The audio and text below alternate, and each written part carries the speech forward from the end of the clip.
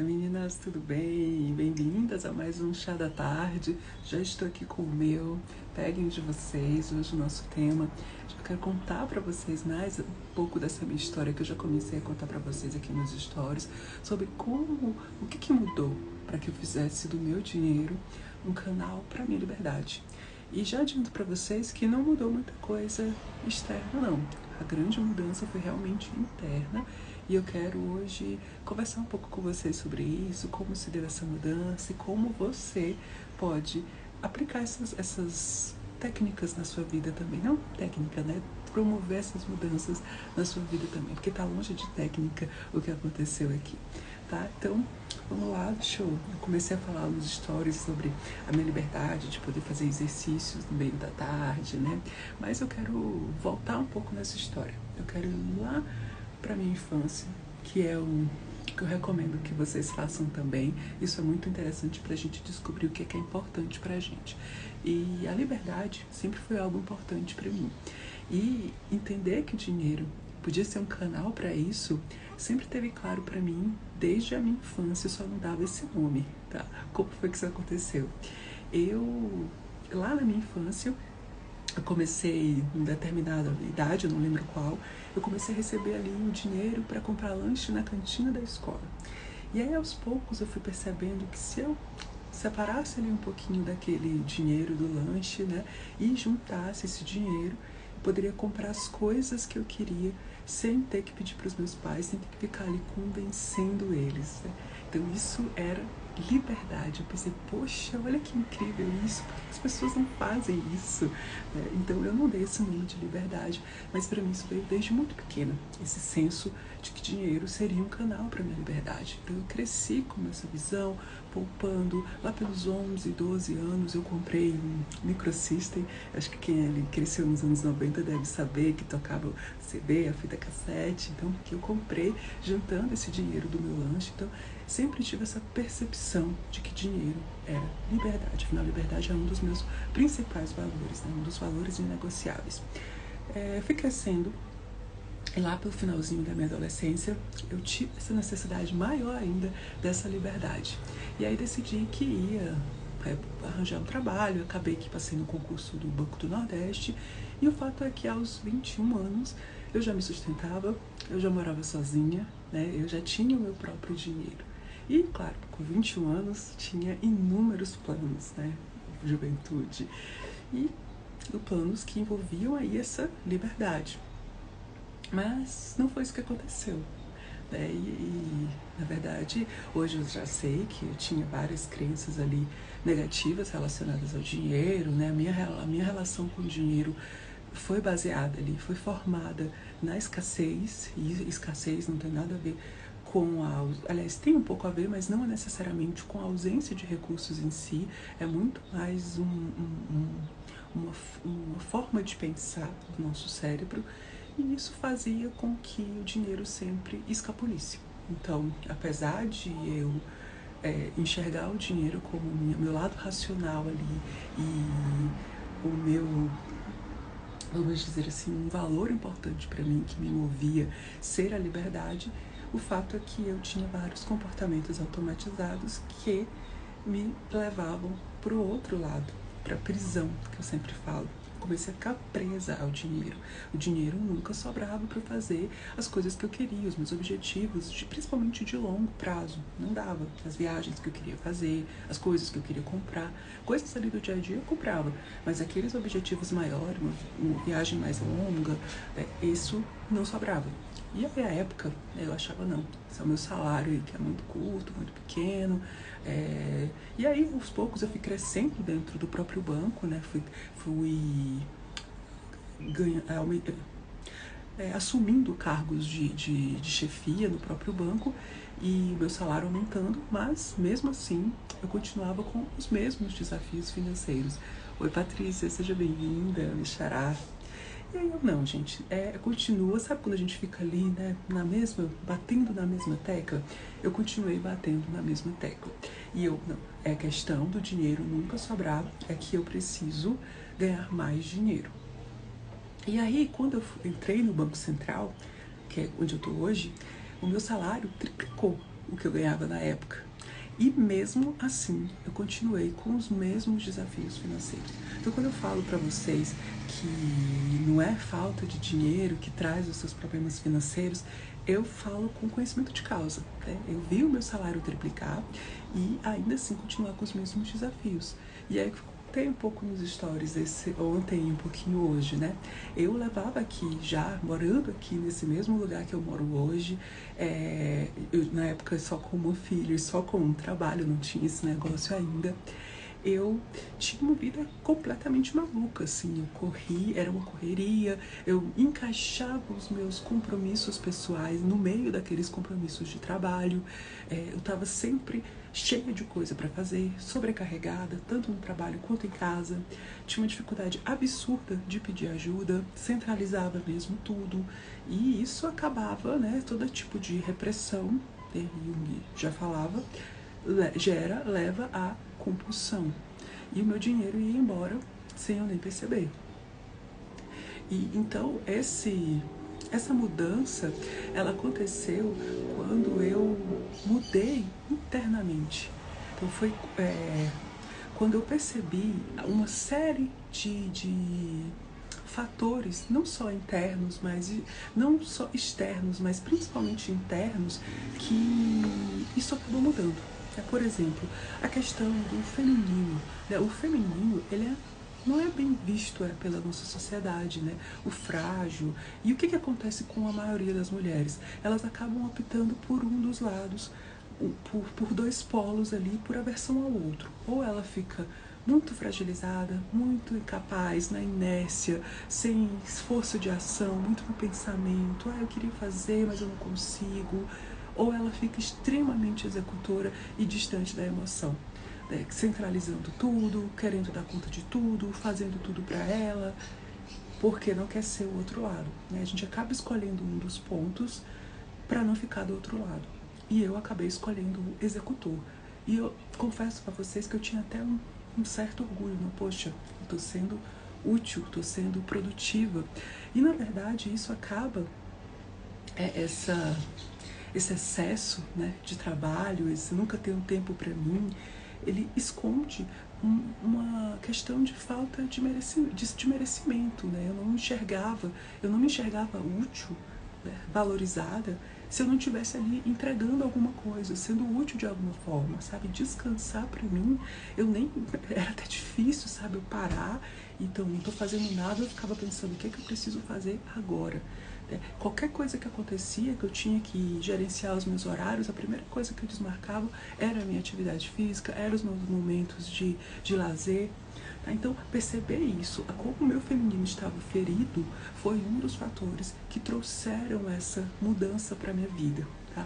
Outro fator foi me deparar com a psicologia econômica. Né? Começou com a psicologia em si, quando eu iniciei um processo de terapia, e aí acabou indo para a psicologia econômica porque eu estava cansada de só ter o conhecimento da técnica, né? Eu sempre trabalhei no mercado financeiro, né? Esse ano, 2022, já são 17 anos. Então eu tinha esse conhecimento técnico e não sabia mais o que fazer para aplicar na minha vida. Poxa, não é falta de dinheiro, né? Eu ganho super bem.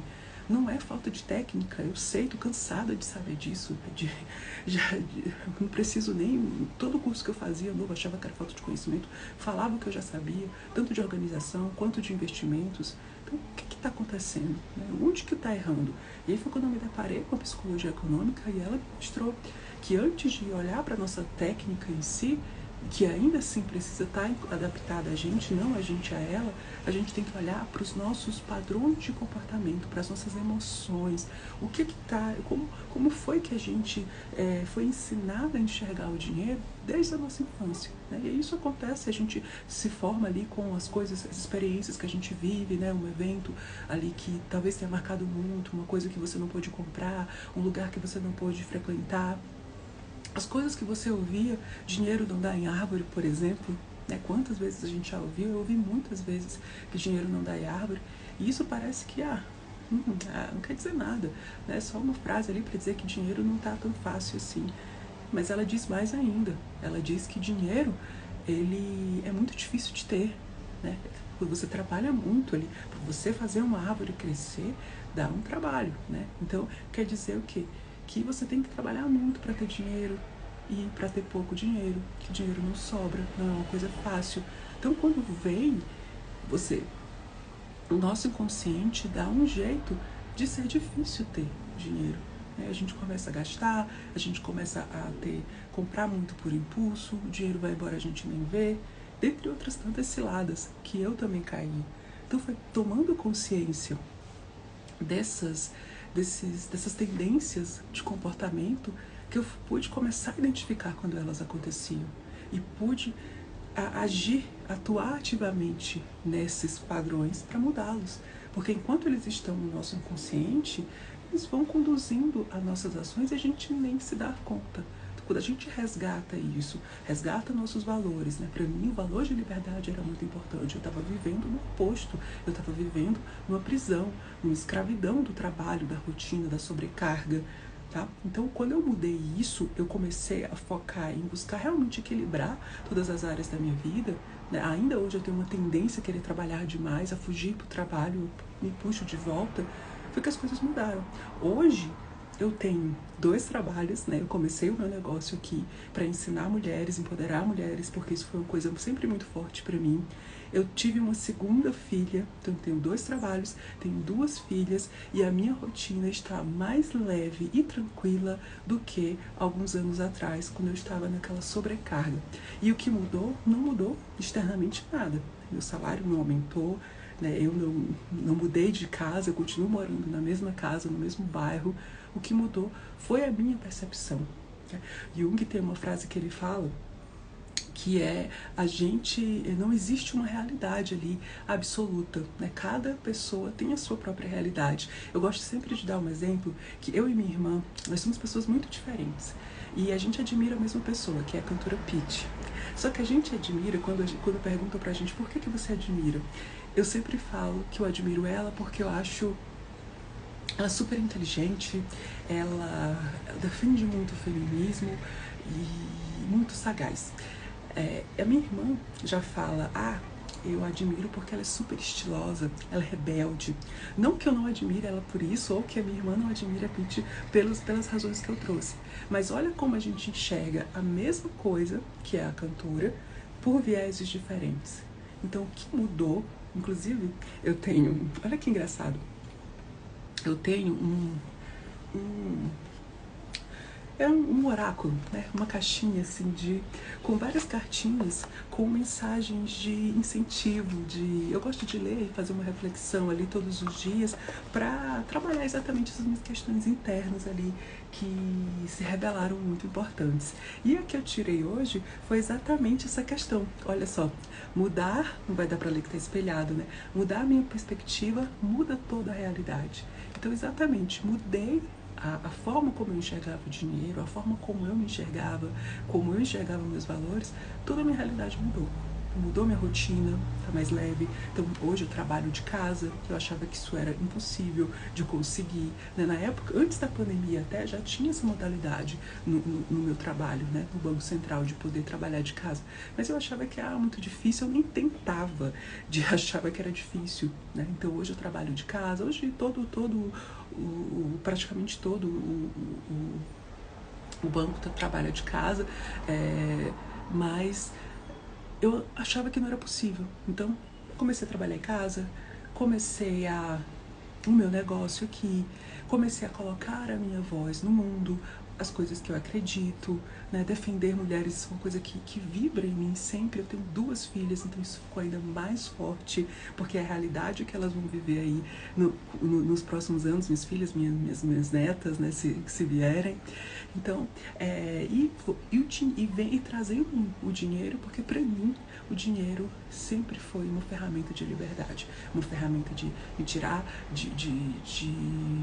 me tirar ali do completo domínio ali dos meus pais, me tirar da minha casa, de ter a minha própria casa, de morar num lugar que eu gosto, bonito, com coisas próximas, né? A escola da minha filha, supermercado, farmácia, o meu local de atividade física, os meus locais de lazer estão aqui num raio de 200 metros, tá? E é um lugar bonito, arborizado. Então, e eu não aproveitava isso, né? Eu passava, a vida passava, era casa, trabalho, e hoje eu passeio, eu aproveito tudo isso, né? E o que mudou? A minha percepção, a forma que eu enxergo tudo isso. Então, o que acontecia comigo antes é que eu estava acomodada com a dor. Eu estava acostumada com aquela dor, com aquele estresse, né, com aquela rotina sobrecarregada. E o que eu quero dizer para você é que não se acostume com a dor, tá? Não é normal viver com dor. Não é normal a gente viver brigando com o dinheiro, tá? Não precisa ser assim. A gente consegue sim ter uma relação com o dinheiro mais leve, mais tranquila, mais fluida, quando a gente dá ouvido às nossas emoções, às nossas crenças. Então, o que eu quero ali convidar você, se você se identificou com essa minha história, é você conhecer um pouco dessa minha metodologia, que eu aplico, que eu vivo todos os dias, e que não é só teórica, apesar de ter uma grande base teórica, mas é também prática, porque tudo que eu ensino, eu vivi e vivo na pele. Então, nos dias 23 a 25 de janeiro, eu vou dar 3 aulas, uma sequência de 3 aulas gratuitas, para mostrar, para apresentar essa minha metodologia que permite que eu viva hoje com essa liberdade. Né? Eu hoje usufruo, o dinheiro me traz essa liberdade de viver como eu gosto, como eu acredito, num local que eu gosto, que eu tenho essa rotina, essa flexibilidade de horários, de fazer exercícios num horário que é melhor para mim, de aproveitar, de me sentir grata, né? Porque antes eu até tinha as coisas, mas não ficava meio ocupada, assim, não vou aproveitar muito. Isso tem uma questão bem profunda mesmo, se a gente precisa cavar bem na terra ali, trazendo analogia para a árvore do dinheiro, cavar bem na terra das nossas emoções para encontrar a causa de tudo isso. E quando a gente descobre essa causa e a gente cuida dessa raiz, tudo fica mais fácil. Lidar com o dinheiro fica mais fácil. Hoje o meu controle financeiro é feito uma vez ao mês e ele leva menos de 30 minutos. Eu não uso planilha, tá? Só para vocês terem ideia. Não uso planilha, não anoto todos os gastos. Tá? Em menos de 30 minutos eu já sei exatamente quanto que eu tenho que gastar no próximo mês, quanto já pago as minhas contas ali também rapidamente. Então, é muito simples. Porque eu encontrei a minha forma de lidar com o dinheiro e eu descobri e cuidei da raiz emocional dos meus desafios financeiros. E é isso que eu quero que você descubra também. A sua raiz emocional que está te trazendo tantos desafios financeiros na sua vida. Então, quando essa nossa conversa, esse nosso chazinho da tarde, então eu vou tomar aqui um pouquinho. Quando esse nosso chazinho acabar, vai lá na minha bio, tem um link da lista de espera para o programa Árvore do Dinheiro. A Árvore do Dinheiro é o meu curso mais mentorias ao vivo, né? São aulas gravadas mais mentorias ao vivo, onde o objetivo é que exatamente cuidar da sua árvore do dinheiro, tratar a raiz emocional, ter um caule que cresça forte, saudável e uma copa que nos dê frutos, nos dê sombra. Então, é essa analogia. Cuidar das nossas emoções, da forma como a gente enxerga o dinheiro, resgatar o nosso feminino, cuidar das nossas crenças, né, sobre dinheiro, sobre feminino, para que aí sim, nos conhecendo, indo fundo nessas questões, essa árvore possa crescer, ter um caule que cresce forte, saudável. Então eu ensino ali como você se blinda de influências externas negativas, como você encontra a sua forma de organização financeira, que é única, não é igual, a minha não é igual, a da minha irmã, por exemplo, não é igual, a do meu marido, não é igual. Todo mundo tem a sua forma, precisa encontrar a sua maneira de lidar com o dinheiro. E aí sim, essa árvore pode crescer forte, trazer uma copa que nos dê sombra, tranquilidade, né, que os nossos investimentos possam trazer essa tranquilidade, que a gente não dependa do nosso trabalho para ter dinheiro. Não é fazer mais dinheiro ali se matando de trabalhar, é você cuidar bem do dinheiro que você já tem e fazer esse dinheiro se multiplicar com seus investimentos. E trabalhar também o comportamento relacionado a investir. Por que a gente não investe com consistência como gostaria? Que medos estão envolvidos? Que vieses comportamentais estão ali envolvidos no ato de investir ou não? Tá vendo? Tudo é muito comportamental, tudo é muito emocional. É essa visão. Então, não se acostume com a dor. Essa é a mensagem que eu quero te dar hoje. E vem conhecer essa minha metodologia. Você não vai pagar nada, sabe? Nem pague para ver, você não vai precisar pagar para ver. É só ir lá no link da minha bio, se inscrever na lista de espera do programa Árvore do Dinheiro.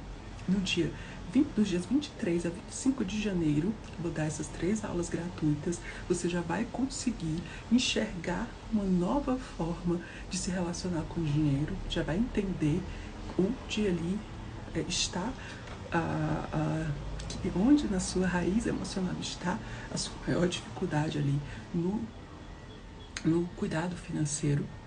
E aí, no final, no dia 25, eu vou abrir as vagas para o programa Árvore do Dinheiro. Então, se você quiser avançar comigo nesse programa, que aí esse sim é pago, você, inscrita nessa lista de espera, vai receber um cupom de R$300 off.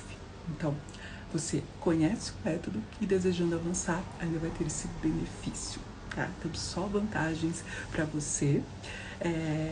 Qualquer dúvida, eu vou pedir para vocês que coloquem aqui nos comentários, e a sua missão aqui hoje vai ser começar ali a resgatar na sua infância o que você gostava muito de fazer, que te aquecia ali o coração, né? Eu trouxe esse meu exemplo de perceber que o dinheiro eu não precisava pedir dinheiro para os meus pais se eu juntasse ali o meu dinheiro. Então, o dinheiro eu enxerguei como fonte de liberdade. Para você, né, como foi essa sua primeira experiência com o dinheiro? O que ela representou para você?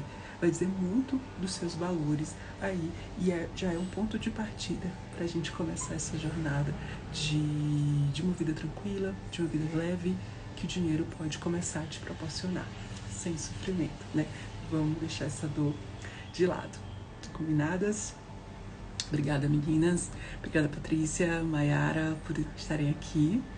E a gente se vê, então, na próxima quinta-feira, às 5 da tarde, no nosso chá. Um beijo para todos vocês. Até lá.